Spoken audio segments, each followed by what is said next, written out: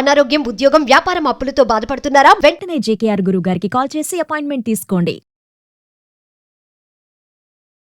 Hi viewers, India's largest digital media network Suman టీవీకి స్వాగతం. ప్రస్తుతం మనతో ఉన్నారు మోటివేషనల్ స్పీకర్ రామ్ గుళ్ళు. నమస్తే రామ్ గుళ్ళు. మామూలుగా మూడు నాళ్ళ ముచ్చట అని అంటూ ఉంటారు. అంటే కొత్త వింత, పాత రోత, అంటే వీటికి రకరకాలుగా చెప్పుకోవచ్చు అనమాట. ఈవెన్ మనం ఫస్ట్ లవ్ చేసినప్పుడు కానీ, లవ్ చేసిన స్టార్టింగ్లో చాలా ఇంకా వేరే ప్రపంచం కనిపించదు, వేరే మూడో వ్యక్తి కనిపించారు, అదే స్వర్గం, ఆ మనిషే సర్వస్వం అయిపోతారు. పెళ్ళైన కొత్తల్లో కూడా అలాగే ఉంటారు. అంటే ఏదైనా స్టార్టింగ్ లో ఉన్నంత లవ్ కానీ, అఫెక్షన్ కానీ, కేర్ కానీ రాను రాను తగ్గిపోతూ ఉంటుంది. రామ్, ఎందుకు అలా? అంటే వాళ్ళిద్దరి మధ్య అండర్స్టాండింగ్ ప్రాబ్లమా, లేకపోతే బాధ్యతలు రావడం వలన? తెలుగులో 2 పదాలు చెప్తా చూడండి. ప్రేమ లేక, ప్రేమ లేక. సో ప్రేమ లేక అంటే ఏంటండి? ఏదైనా మనకి ఇష్టమైన వ్యక్తికి వాళ్ళని మనకు నచ్చే విధంగా మనల్ని మార్చుకోవడము, లేదా వాళ్ళకి నచ్చినవి మనం చూపించడము, ఎలాగోలాగా చెప్పడము, ఎటువంటి పని అయినా కూడా ఒక ప్రేమ లేఖలో చేస్తూ రాస్తూ ఇస్తూ ఉంటాం. ప్రేమ లేఖ మనం లవ్ లెటర్ గా ఇస్తూ ఉంటాం. అంటే ఏంటి? వాళ్ళు మనకి ఇష్టాన్ని తెలపడం, లేదా వాళ్ళు మనకి ఎందులో ఇష్టపడుతున్నారు అనేవి తెలుపుతూ మనం రాసేది ప్రేమ లేఖ. సో ప్రేమ లేఖ రాయడంలో చూపించే ఎఫెక్షన్ ని మనం లవ్ లేదా వివాహ బంధాన్ని కొనసాగించడంలో చూపించలేము. సో అలా చూపించలేకపోవడం వల్లే కోల్పోయేది ఏంటి? రిలేషన్షిప్ మనం కోల్పోతాం. అంటే ప్రేమ లేక విడిపోవడం అనేది ప్రేమ లేక. సో కలవడం అనేది ప్రేమ లేకతో కలుస్తుంది, విడిపోవడం ప్రేమ లేక విడిపోతాం. సో ఈ 2 తెలుగు పదాలు ఎంత బాగున్నాయి, వినడానికి చాలా బాగున్నాయి, అందులో చాలా అర్థం కూడా ఉంది. సో ఇది మనం అర్థం చేసుకోలేం మన రియల్ లైఫ్ లో కూడా. ఎందుకంటే చాలా మంది వ్యక్తులు లవ్ లో అవ్వచ్చు, వివాహ బంధంలో అవ్వచ్చు, చాలా కోరికలతో ముందుకు వెళ్తూ ఉంటారు. మన జీవితాన్ని మంచి వేలో తీసుకెళ్లాలనుకుని వివాహ బంధంలోకి వెళ్తాం. కానీ ముందునే అంత పట్టుదల మన జీవితం గడుస్తున్న కొద్ది దాన్ని మనం కొనసాగించలేకపోవడమే వీటన్నిటికీ కారణాలు. ఎప్పుడైతే మనకు మనస్పర్ధలు పెరుగుతాయో అప్పుడు ఖచ్చితంగా రిలేషన్షిప్ లో గ్యాప్ పెరుగుతుంది. ఈ గ్యాప్ పెరగడానికి చాలా కారణాలు ఉంటాయండి. ఈ కారణాలు అన్నింటినీ కూడా మనం అధిగమించాలి. అంటే మనం ఎప్పుడు ఎలా ప్రవర్తించాలి, మన పార్ట్నర్తో మనం ఎలా ఉండాలి, ఎలా బిహేవ్ చేయాలి, తనకి ఇవ్వాల్సిన సపోర్టింగ్ ఏంటి, తనతో మనం ఎలా ఉండాలి, ఇవన్నీ కూడా లైఫ్ లాంగ్ మనకి ఇవి నీడ్స్. ప్రతిరోజు మనం ఇలా చేస్తూనే ఉండాలి. అలా అయితే నా రిలేషన్షిప్ని చాలా బాగా ముందుకు తీసుకెళ్ళగలం. ఏదైనా రిలేషన్షిప్ని అలా కంటిన్యూ చేయాలి అంటే, లేదా జీవితాంతం ఆ రిలేషన్షిప్ని ఉండాలంటే ఖచ్చితంగా మనం కొన్ని పాటించాలండి. ఎందుకంటే ఒక రిలేషన్షిప్ ముందు ఎలా ఉందో చివరి వరకు అలా తీసుకెళ్ళాలంటే కొన్నిటి మనం కట్టుబడి ఉండాలి. ఇప్పుడు ఉన్న చాలా మంది యువత రోజుకి 10 సార్లు ఫోన్ చేసి మాట్లాడడం, లేదా వీడియో కాల్ చేసి మాట్లాడడం, లేదా ఓ రోజుకు 100 మెసేజ్లు చేసేయడం, ఇలాంటివన్నీ కూడా ఏమనుకుంటారు? కాస్ట్లీ గిఫ్ట్స్ ఇవ్వడం, లేదా కొన్ని రకాల గిఫ్ట్స్ ఇవ్వడం, ఇవన్నీ కూడా చాలా మంచి నిర్ణయాలు. ఇవే ప్రేమను వ్యక్తపరచడం లేదా ప్రేమను కొనసాగించడానికి కారణాలుగా చూపిస్తారు. కానీ నిజానికి ఇవేవి కూడా మంచి కారణాలు కాదండి. అంటే మన బాండింగ్ని ముందుకు తీసుకెళ్ళాలనుకునేటప్పుడు ఇవేవి కూడా ముందుకు మనం జీవితాంతం ఉండవు. ఎందుకంటే ఇవన్నీ కూడా టెంపరీ. ఇవి అప్పటికి మాత్రమే సంతోషాన్ని ఇస్తాయి. కాస్ట్లీ గిఫ్ట్స్ కానీ, లేదా ఫోన్ కాల్స్ కానీ, మాటలు కానీ, మెసేజ్ కానీ, ఇవన్నీ కూడా టెంపరీ హ్యాపీనెస్ అంతే. ఇదంతా అవును.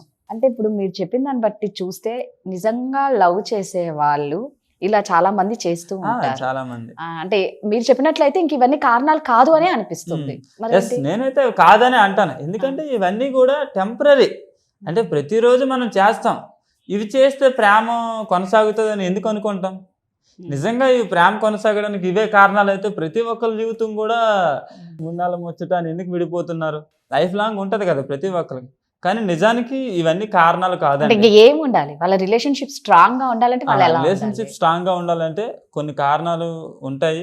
సో కొన్ని మనం పాటించాలి. అవేంటో మనం చూసుకున్నట్లయితే first of all A relationship లో అయినా కూడా ఒకరిని గౌరవించుకోవాలి. సో ఒకరిని గౌరవించుకోవడం అనేది ఫస్ట్ థింగ్. ఎందుకంటే ఒక వ్యక్తి తన జీవితంలోకి వచ్చిందంటే ఆ వ్యక్తి కొత్తగా వచ్చిందని అర్థం.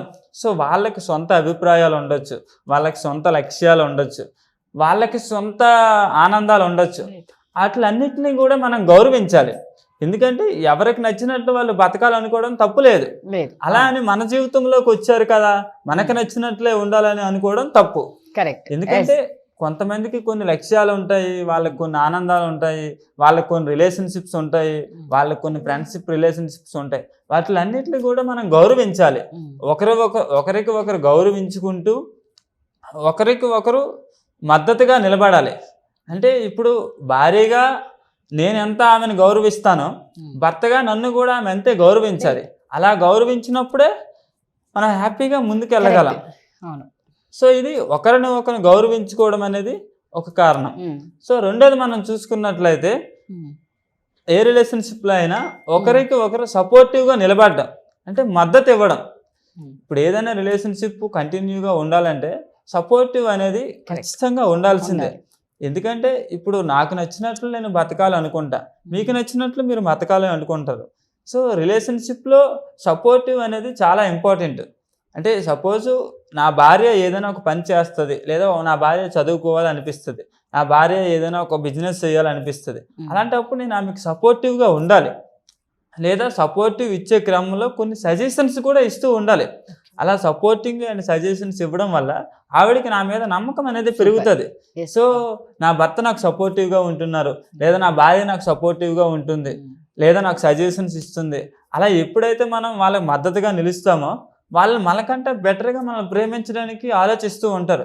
ఎందుకంటే రిలేషన్షిప్లో మద్దతు అనేది చాలా ఇంపార్టెంట్.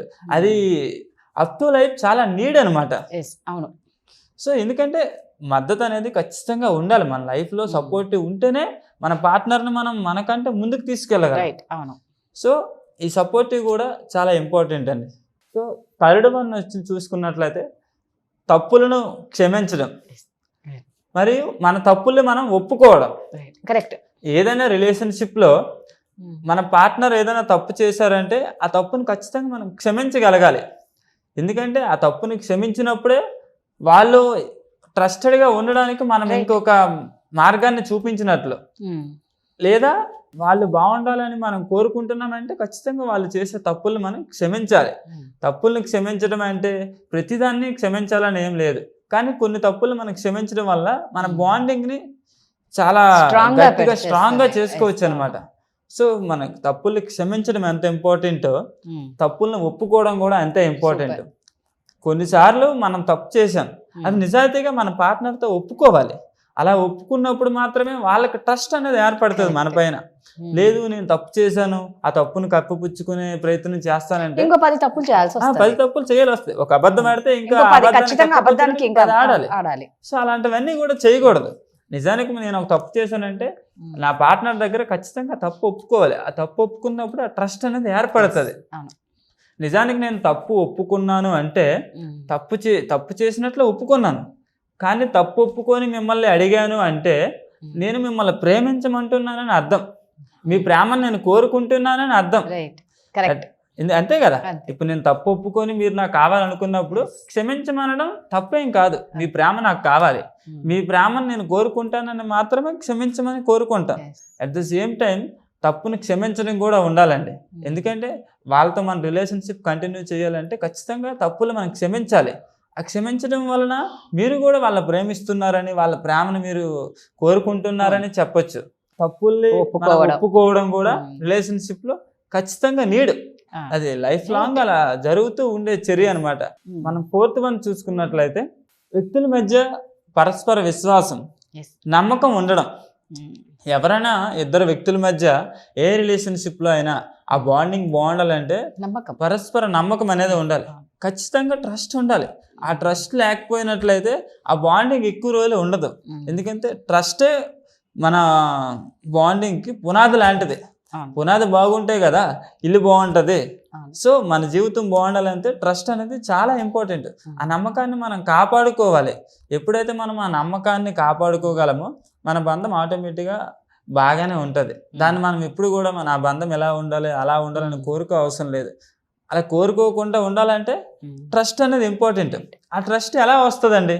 ఆ ట్రస్ట్ రావడానికి ప్రైవసీ మెయింటెనెన్స్ చేస్తారు. చాలామంది రిలేషన్షిప్లో ప్రైవసీ మెయింటైన్ చేస్తారు. ఆ ప్రైవసీ మెయింటెన్షిప్ అనేది ఉండకూడదు. ఎప్పుడైతే ప్రైవసీ లేకుండా రహస్యాలను మనం షేర్ చేసుకోగలమో, రహస్యాలను నీతో నా షేరింగ్స్ని, మీ రహస్యాలను నాతో ఎప్పుడైతే మీరు షేర్ చేసుకుంటారో అప్పుడు మన ఇద్దరి మధ్యన ట్రస్ట్ అనేది ఏర్పడుతుంది. అంతే కదా, ప్రైవసీ లేకపోతేనే ట్రస్ట్ ఏర్పడుతుంది. ఆ ప్రైవసీ మెయింటెనెన్స్ అనేది తీసేయాలి. ఇంకొన్నిసార్లు మనం ఏదైనా ఒక పని చేయాలనుకుంటున్నప్పుడు ఖచ్చితంగా మన పార్ట్నర్తో షేర్ చేయాలి. సో నేను ఇలా చేద్దాం అనుకుంటున్నా, ఇది మీకు ఎంతవరకు కరెక్ట్ అనేది కూడా మనం ఆలోచించాలి. సపోజ్ నేను ఒక ఎగ్జాంపుల్ చెప్తా. మీరు ఇక్కడ నుంచి వైజాగ్ వెళ్ళాలనుకుంటారు, మీ పార్ట్నర్తో వైజాగ్ వెళ్ళాలని చెప్పలేదు, వైజాగ్ వెళ్ళారు. వైజాగ్ వెళ్ళి వైజాగ్లో మీ పని ఏదైతే ఉందో ఆ పని చూసుకుని హైదరాబాద్ మళ్ళీ వచ్చారు. అప్పుడు మీ పార్ట్నర్కి చెప్పారు, ఏమంటే నేను వైజాగ్ వెళ్ళాను, వైజాగ్లో నా పని చూసుకొని వచ్చాను అంటారు. అప్పుడు ఆల్రెడీ మీరు వైజాగ్ వెళ్ళారు, వైజాగ్లో మీ పని చూసుకొని వచ్చేసారు. సో అప్పుడు మీ పార్ట్నర్కి చెప్పారు నేను వైజాగ్ వెళ్ళి వచ్చానని. అప్పుడు మీ పార్ట్నర్కి చెప్పడం వల్ల యూజ్ ఏముంది? ముందు చెప్పడం బెటర్, ముందు చెప్పాలి. ఇది ఒక ఉదాహరణ. సెకండ్ మనం చూసుకున్నట్లయితే మీరు వైజాగ్ వెళ్ళాలి, మీకు కొంత పని ఉంది. ఏమంటే నేను వైజాగ్ వెళ్తున్నా, వైజాగ్లో వెళ్ళి నాకు కొంత పని ఉంది, ఆ పని చూసుకుని హైదరాబాద్ మళ్ళీ వచ్చేస్తా 2 daysలో చెప్పేసి వెళ్ళిపోయారు. దీనివల్ల ట్రస్ట్ ఏర్పడుతుంది అంటారా? ఎందుకంటే ఆల్రెడీ వైజాగ్ వెళ్ళాలనే నిర్ణయం మీరు తీసుకున్నారు, ముందు పర్మిషన్ అడగాలంటారు. మీరు అడగలేదు, మీరు వైజాగ్ వెళ్తాను వెళ్ళి వచ్చేసారు, వెళ్ళి వస్తానని చెప్పారు. కానీ వైజాగ్ వెళ్ళి రావడం వల్ల జరిగే నష్టం ఏమీ లేదు. కానీ మీ రిలేషన్షిప్లో కొంత ఎడబాటు అనేది వస్తుంది, ఖచ్చితంగా చెప్పకుండా వెళ్ళారు కాబట్టి. ఇంకొక ఉదాహరణ చూసుకున్నట్లయితే మీరు వైజాగ్ వెళ్ళాలి. సో అప్పుడు మీ పార్ట్నర్తో నేను వైజాగ్ వెళ్దాం అనుకుంటున్నా, నాతో పాటు మీరు కూడా వస్తే బాగుంటుంది, లేదా మీకు కుదరదు అనుకుంటే నేను వైజాగ్ వెళ్ళి వస్తా అని చెప్పారు అనుకోండి. అంటే ముందు వైజాగ్ వెళ్ళి వచ్చిన తర్వాత మీ పార్ట్నర్తో చెప్పారు అంటే అతని నిర్ణయంతో మీకు పని లేదు, అప్పుడు మీకు ట్రస్ట్ అనేది ఉండదు. సో తర్వాత మీరు వైజాగ్ వెళ్తానని చెప్పారు, అతను రమ్మని మీరు చెప్పలేదు. సో అతను ఖచ్చితంగా మీ పైన నమ్మకాన్ని పెట్టుకోరు కదా. ఇప్పుడు థర్డ్ వన్ చూసుకున్నట్లయితే మీరు వైజాగ్ వెళ్తామని మీ పార్ట్నర్తో చెప్పారు, నేను వెళ్తున్నా మీరు కూడా వస్తే నాకు హ్యాపీగా ఉంటుంది, మన ఇద్దరం కలిసి వెళ్దామా లేదా నేను ఒక్కడిని వెళ్ళమంటారా అని అడిగితే అది ఎంత ట్రస్టెడ్గా అనిపిస్తుంది, వాళ్ళకి ఎంత నమ్మకంగా ఉంటుంది. సో నమ్మకాన్ని ఎలా మనం ఏర్పాటు చేసుకోవాలి, ఈ నమ్మకం ఉన్నప్పుడు మాత్రమే మన బాండింగ్ చాలా ఎక్కువ కాలం స్ట్రాంగ్గా ఉంటుంది. ఖచ్చితంగా. ఫిఫ్త్ వన్ చూసుకున్నట్లయితే బాండింగ్ కాపాడుకోవడంలో మనం చూపించే బాధ్యత. ఏదైనా ఒక రిలేషన్షిప్లో గొడవలు రావడం సహజం, ఆ గొడవలు వచ్చేటప్పుడు ఆ గొడవల్ని మనం ఎలా సర్దుమణిగేటట్లు చేసుకుంటాం అనేది ఇంపార్టెంట్. గొడవలు వచ్చే క్రమంలో గొడవలు ఎందుకు వచ్చాయని కాకుండా ఆ గొడవలు రావడానికి గల కారణం ఏంటని మనం చూసుకోవాలి. ఆ గొడవలు వచ్చే కారణాన్ని మనం ఇంకొకసారి జరగకుండా చూసుకునేటట్లయితే ఆ రిలేషన్షిప్ని మనం ముందుకు తీసుకెళ్ళవచ్చు చాలా బాగా. సో నీ వల్లే గొడవ జరిగింది లేదా నా వల్లే గొడవ జరిగింది అనే తగులు తీసుకురాకుండా అసలు గొడవ జరగడానికి మన ఇద్దరి మధ్యలో వచ్చిన కారణం ఏంటి, ఆ కారణాన్ని ఇంకొకసారి జరగకుండా ఎలా చూసుకోవాలి అనేది చూసుకున్నట్లయితేనే మన రిలేషన్షిప్ని ఇంకాస్త ముందుకు తీసుకెళ్ళగలం. సిక్స్త్ వన్ చూసుకున్నట్లయితే కొన్ని సాక్రిఫైజెస్ చేయాలండి. మన రిలేషన్షిప్లో ఖచ్చితంగా త్యాగాలకు సిద్ధపడాలి. కొన్నిసార్లు మన పార్ట్నర్కి నచ్చేవి మనం చేయలేకపోవచ్చు, లేదా మనకు నచ్చినట్లు మన పార్ట్నర్ ఉండలేకపోవచ్చు. అలాంటప్పుడు మన పార్ట్నర్కి నచ్చే విధంగా మనం కొన్నిసార్లు మారవలసి ఉంటుంది. ఎక్కువగా ఫ్రెండ్స్తో తిరిగే అలవాటు ఉంది, సో మ్యారేజ్ అయిన తర్వాత ఆ ఫ్రెండ్స్తో తిరిగే టైంని మనం తగ్గించాలి. లేదా మన పార్ట్నర్కి టీ తాగే అలవాటు లేదనుకోండి, మనకు టీ తాగే అలవాటు ఉంది, సో అప్పుడు మన పార్ట్నర్కి అర్థమయ్యే విధంగా చెప్పాలి, మీరు కూడా నాతో టీ తాగితే బాగుంటుంది, మన ఇద్దరం కలిసి బయట కూర్చొని టీ తాగుదాం, మన ఇద్దరం కలిసి టీవీ చూసుకుంటూ టీ తాగుదాం అంటే అవతల మీ పార్ట్నర్ కూడా అప్పుడు దాన్ని సాక్రిఫైస్ చేయాలి. అతనికి ఇష్టం లేదు కానీ మీకోసం సాక్రిఫైస్ చేసి మీతో పాటు కూర్చొని టీ తాగుతూ ఉండాలి. అంటే కొన్నిసార్లు మనకి మన ఫ్యామిలీ వ్యక్తుల పట్ల కూడా మనం కొన్ని విషయాలు సాక్రిఫైస్ చేయవలసి ఉంటుంది. ఎందుకంటే మన కుటుంబం బాగుంటేనే మనం బాగుంటాం. మన కుటుంబం కోసం మన పార్ట్నర్ కోసం కొన్నిసార్లు మనం సాక్రిఫైస్ చేయవలసి వస్తుంది కొన్ని విషయాలు. సో సెవెంత్ చూసినట్లయితే ఏదైనా ఒక రిలేషన్షిప్ బాగుండాలి అంటే కొంత రొమాంటిక్ లైఫ్ అనేది చాలా ఇంపార్టెంట్. అది మెయిన్. ఎప్పుడైతే మీరు అన్నట్టు అది 100% కరెక్ట్. సాన్నిహిత్యం అనేది చాలా ఇంపార్టెంట్. ఎందుకంటే ఆ రొమాంటిక్ లైఫ్ లో మనం ఉంటున్నట్లయితేనే అప్పుడు మనం చాలా మంచి రొమాంటిక్ లైఫ్ లో ఉన్నామని మన పార్ట్నర్ కి తెలియజేసినట్లు అవుతుంది. కొన్నిసార్లు మన పార్ట్నర్ తో రొమాంటిక్ గా మాట్లాడడం కానీ లేదా మనం మాట్లాడుతున్నప్పుడు వాళ్ళతో ఫేస్ టు ఫేస్ మాట్లాడడం కానీ, లేదా వాళ్ళతో మాట్లాడుతున్న వాళ్ళు చేయి పట్టుకొని మాట్లాడుతూ ఉండడం కానీ, లేదా మన పార్ట్నర్తో కొన్ని ఇంటి పనుల్లో సహకారం చేయడం, లేదా మన పార్ట్నర్ వంట చేస్తుంది, ఏమో ఈ రోజు మీరే చేస్తారా, నేను కూడా కొన్ని రోజులు చేస్తా, నేను ఈరోజు వంట చేస్తా అని మనం హెల్ప్ చేస్తూ ఉండాలి. లేదా మీ పార్ట్నర్ వంట చేస్తూ ఉండేటప్పుడు కొన్నిసార్లు వెనక నుంచి వెళ్ళి హక్ చేసుకోవడం, లేదా కొన్నిసార్లు శరీరాన్ని టచ్ చేయడం, కొన్నిసార్లు ఆట పట్టించడం, ఇలాంటివన్నీ కూడా మన బాండింగ్ ని చాలా స్ట్రాంగ్ గా ఉంచుతాయి. నేను అన్నట్టు మళ్ళీ ఏంటంటే ఇద్దరి మధ్య ఎవరైనా గొడవ వచ్చింది అంటే అవతల పర్సన్ అతను ప్యాంపరింగ్ చేస్తూ ఉన్నట్టు చేసినా కూడా ఆ గొడవ అక్కడితో స్టాప్ అయిపోతుంది. ఇలా రొమాంటిక్ గా ఎప్పుడైతే మనం ఉండగలమో ఖచ్చితంగా ఆ గొడవను అక్కడితో మనం స్టాప్ చేయగలం. ఎందుకంటే అదే సాన్నిధ్యం అంటాం కదా. కొన్నిసార్లు మనం మార్నింగ్ లేవగానే మన పార్ట్నర్తో ఫేస్ టు ఫేస్ మాట్లాడడం వల్ల కొన్ని అపోహలు అనేవి తొలగుతాయి, ఖచ్చితంగా తొలగుతాయండి. ఎందుకంటే వాళ్ళ ఫేస్లో మనం చూసి మాట్లాడడం వల్ల ఒక స్ట్రాంగ్ బిలీవ్నెస్ అనేది ఏర్పడుతుంది, నా పార్ట్నర్ నాతో ఎంత స్ట్రాంగ్గా ఉంది అనేది. సో రొమాంటిక్ లైఫ్ కూడా కొన్నిసార్లు ఇంపార్టెంటే. కొన్నిసార్లు మార్నింగ్ లేవగానే కిస్ చేయడం, లేదా మార్నింగ్ నైట్ పడుకునేటప్పుడు వాళ్ళతో మనం హ్యాపీగా పడుకోవడం, కలిసి పడుకోవడం, ఇలాంటివన్నీ కూడా మన రోజువారీ జీవితాన్ని చాలా ఆనందంగా ముందుకు తీసుకెళ్తాయి. కొన్ని చిన్న చిన్న క్షణాలే మన లైఫ్ని చాలా బాగా ముందుకు తీసుకెళ్తూ ఉంటాయి. కరెక్ట్. మీరు అన్నట్టు ఈ లాస్ట్ లో చెప్పిన 7th చూడండి, రొమాంటిక్ లైఫ్ అనేది అది ఫస్ట్ పెడితే మిగిలిన 6 అన్ని కూడా కరెక్ట్ గా సెట్ అయిపోతాయి. ఎందుకంటే రొమాంటిక్ లైఫ్ అనేది మన జీవితంలో ఒక ముఖ్యమైన అంశం.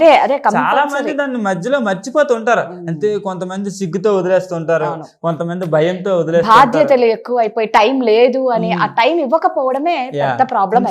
మనం రొమాంటిక్ లైఫ్ కి కొంత సమయాన్ని కేటాయించాలి. ఎందుకంటే ఆ సాన్నిహిత్యం ఉంటేనే మన ఇద్దరి మధ్యలో కొంత రొమాంటిక్ నడుస్తుంది, మన జీవితం చాలా ఆనందంగా ఉంది అని మనం చెప్పేటట్లు అవుతుంది. అది మర్చిపోతే చాలా మంది దాన్ని బయటకు చెప్పలేరండి. నాకు రొమాంటిక్ లైఫ్ కావాలని మన పార్ట్నర్ తో కొంతమంది చెప్పలేరు. అలాంటప్పుడు మనం అర్థం చేసుకుని ముందుకు వెళ్ళాలి. అలా ఉంటేనే మన లైఫ్ రొమాంటిక్ గా చాలా బాగా ఎక్కువ కాలం స్ట్రాంగ్ గా ఉంటది. నిజంగా రిలేషన్షిప్ స్ట్రాంగ్ గా ఉండాలంటే రొమాంటిక్ లైఫ్ వాళ్ళు చాలా స్పెండ్ చేస్తేనే వాళ్ళ లైఫ్ లో ఈ రొమాంటిక్ ఉండాలి. ఇప్పుడున్న బిజీ లైఫ్ లో చాలా మంది టూర్లకు వెళ్ళడం మానేస్తున్నారండి. ఖచ్చితంగా పార్ట్నర్స్ ఇద్దరు కూడా కొన్ని రోజుల పాటు ఫ్యామిలీ నుంచి విడిచి ఏకాంతంగా కొన్ని టూర్స్ కానీ లేదా వీకెండ్స్ లో కానీ మనం నేచర్ ని ఎంజాయ్ చేయడానికి బయటకు వెళ్తూ ఉండాలి. ఈ బిజీ లైఫ్ లో చాలా మంది జాబ్ చేస్తూ బిజీ లైఫ్ లో ఈ రొమాంటిక్ లైఫ్ ని కొంత మర్చిపోతున్నారు. అలా వీకెండ్స్ లో కానీ కొన్ని రోజులు సెలవు తీసుకొని కానీ బయటకు వెళ్ళి మనం నేచర్ కి అలవాటు పడే నేచర్ లో మనం జీవిస్తే ఖచ్చితంగా మన రొమాంటిక్ లైఫ్ చాలా బాగుంటదండి. సో ఏదైతే 3 నెలల ముచ్చట అన్నారే, ఆ 3 నెలల ముచ్చట కాస్త లైఫ్ ఉంటుంది, ఎన్నో జన్మల ముచ్చట అవుతుంది. ప్రతి జన్మ వాళ్ళే కావాలని కోరుకుంటాం. థ్యాంక్ యూ అండి. Thank you.